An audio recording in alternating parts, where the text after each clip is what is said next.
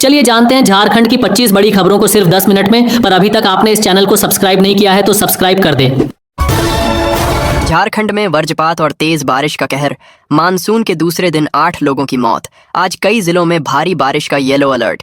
झारखंड में मानसून के प्रवेश के दूसरे ही दिन मौसम ने भयावह रूप ले लिया। राज्य के अधिकांश हिस्सों में तेज बारिश और वज्रपात की घटनाओं ने जनजीवन को प्रभावित कर दिया। 14 जिलों में झमाझम बारिश हुई, जबकि 9 जिलों में हल्की बूंदाबंदी दर्ज की गई। सिमडेगा एकमात्र ऐसा जिला रहा जहां बारिश नहीं हुई। इस दौरान आकाशीय बिजली गिरने की अलग अलग घटनाओं में कुल 8 लोगों की मौत हो गई। मौसम विभाग ने अगले 6 दिनों तक तेज हवा, मेघ गर्जन, वज्रपात की आशंका जताते हुए येलो अलर्ट जारी किया है। मौसम विभाग के अनुसार राज्य में 19 जून तक बारिश का सिलसिला जारी रहेगा। आज 15 जून को भी दोपहर बाद कई जिलों में मौसम का मिजाज बदला। तेज हवाओं के साथ हल्की सी मध्यम दर्जे की बारिश रिकॉर्ड की गई।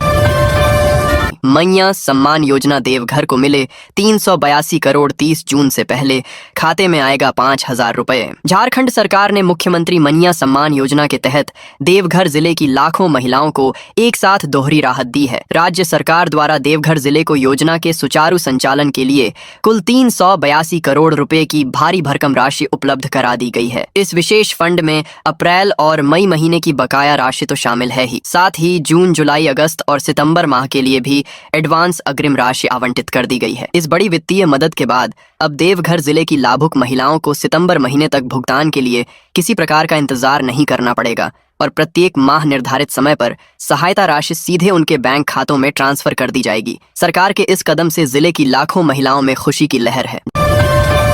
झारखंड में मरीजों को बड़ा झटका, 10 से 15% तक महंगी हुई जीवन रक्षक दवाएं। पलामू समेत राज्य में जीवन रक्षक दवाओं की कीमतों पर ईरान अमेरिका युद्ध और पेट्रोलियम उत्पादों के दाम बढ़ने का दोहरा असर देखने को मिल रहा है। इसके चलते जीवन रक्षक दवाओं की कीमतों में 10 से 15% तक की वृद्धि दर्ज की गई है। मधुमेह, हृदय रोग, उच्च रक्तचाप और थायराइड जैसी बीमारियों की नियमित दवाएं महंगी होने से मरीजों की परेशानी बढ़ गई है। पहले जहां मरीज 1 महीने की दवाएं एक साथ खरीद लेते थे, अब वे केवल 2 सप्ताह की दवाएं ही खरीद पा रहे हैं। कीमतों में बढ़ोतरी का असर दवा कारोबारियों के मुनाफे पर भी पड़ा है। केंद्र सरकार द्वारा दवाओं पर जीएसटी 12% से घटाकर 5% किए जाने के बावजूद दवाओं के एमआरपी में वृद्धि के कारण इसका लाभ उपभोक्ताओं तक नहीं पहुंच पा रहा है। 23 दिसंबर 2025 से लागू इस कटौती के बाद भी बढ़ी हुई एमआरपी के चलते मरीजों को राहत नहीं मिल रही है। वहीं पेट्रोलियम उत्पादों की कीमत बढ़ने से परिवहन लागत बढ़ी है,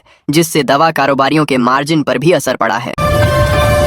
झारखंड के 11 उत्पादों को मिला जीआई टैग, कारीगरों को मिलेगी अंतर्राष्ट्रीय पहचान। झारखंड की पारंपरिक कला, हस्तशिल्प और स्थानीय उत्पादों को बड़ी पहचान मिली है। पहले केवल सोहराई पेंटिंग को जीआई ज्योग्राफिकल इंडिकेशन टैग प्राप्त था, लेकिन अब राज्य के 11 उत्पादों को यह सम्मान मिल गया। इनमें भगैया साड़ी, फैब्रिक कुचाई, सिल्क साड़ी, केसरिया, कलाकंद, डोकरा, क्राफ्ट, दुमका चादर, बड़ौनी पपेट्स, मुंडा ज्वेलरी, बांस शिल्प, तस्सर सिल्क, जादू पटिया पेंटिंग व 5 साड़ी और फैब्रिक शामिल हैं। इनमें से कई उत्पादों को जीआई टैग दिलाने में नाबार्ड जार क्राफ्ट की महत्वपूर्ण भूमिका रही है। जीआई टैग मिलने से इन उत्पादों को राष्ट्रीय और अंतर्राष्ट्रीय स्तर पर नई पहचान मिलेगी। साथ ही स्थानीय कारीगरों, शिल्पकारों को आर्थिक लाभ और रोजगार के नए अवसर प्राप्त होंगे। विशेष रूप से सरायकेला के कुचाई, सिल्क और आदिवासी समुदायों की पारंपरिक कलाओं को संरक्षण मिलेगा। विशेषज्ञों का मानना है कि जिससे झारखंड की सांस्कृतिक विरासत को बढ़ावा मिलेगा, पारंपरिक कला जीवित रहेगी, स्थानीय उत्पादों की बाजार में मांग भी बढ़ेगी। झारखंड के आसमान में दिखेगा दम। 15 ट्रेनी पायलटों की पढ़ाई शुरू, ट्रेनिंग पर खर्च होंगे 34,31,000। झारखंड में 15 छात्रों का भुगतान के आधार पर प्रशिक्षण कार्यक्रम चालू हो चुका है और इन्हें अभी ग्राउंड एक्टिविटी से जोड़ा जा रहा है। यहाँ सभी ट्रेनी पायलट कागजी पढ़ाई को पूरा करेंगे, जिसके बाद हवा में प्रशिक्षण शुरू होगा। छात्रों का छात्रावास शुल्क के अलावा पूरे प्रशिक्षण कार्यक्रम के दौरान 5 किस्तों में 34,31,000 का भुगतान करना होगा। इसके अलावा परीक्षा के आधार पर 15 और छात्रों का चयन किया जाएगा, जिन्हें अलग से प्रशिक्षण दिया जाएगा। झारखंड कमर्शियल पायलट के लिए प्रशिक्षण कार्यक्रम 1 जून से शुरू हो चुका है। इसके लिए चयनित छात्रों को दुमका स्थित स्टेट हैंगर में रखा गया, जहां प्रारंभ में ग्राउंड एक्टिविटी के बारे में बताया जाएगा। प्रशिक्षण की शुरुआत हो चुकी है। स्कूल से लौटकर जामुन तोड़ने गया था। 10 साल का विशाल आकाशीय बिजली की चपेट में आने से मौत। कोडरमा गिरिडीह जिले के सीमावर्ती क्षेत्र घोसकेडीह गांव में शनिवार दोपहर हुई वज्रपात की दर्दनाक घटना ने पूरे इलाके को शोक में डुबो दिया। जामुन खाने के लिए दोस्तों के साथ घर से निकले एक 10 वर्षीय छात्र की आकाशीय बिजली की चपेट में आने से मौत हो गई, जबकि एक अन्य छात्र घायल हो गया। मृतक की पहचान अभिनीत उर्फ विशाल कुमार 10 पिता प्रकाश कुमार यादव के रूप में हुई है। वहीं इस हादसे में महेश यादव का 13 वर्षीय पुत्र सतीश यादव घायल हो गया। बताया जाता है कि शनिवार को स्कूल से घर लौटने के बाद विशाल ने यूनिफॉर्म तक नहीं बदली और अपने दोस्तों के साथ घर के पास स्थित जामुन के पेड़ पर फल तोड़ने चला गया। इसी दौरान मौसम अचानक बदल गया। तेज गर्जना और चमक के साथ हुई वज्रपात की चपेट में विशाल और सतीश आ गए। दोनों बच्चे गंभीर रूप से घायल होकर जमीन पर गिर पड़े। घटना के समय वहां मौजूद अन्य बच्चों ने शोर मचाकर परिजनों को सूचना दी। आनन फानन में परिजन दोनों को मरकच्चो सामुदायिक स्वास्थ्य केंद्र लेकर पहुंचे।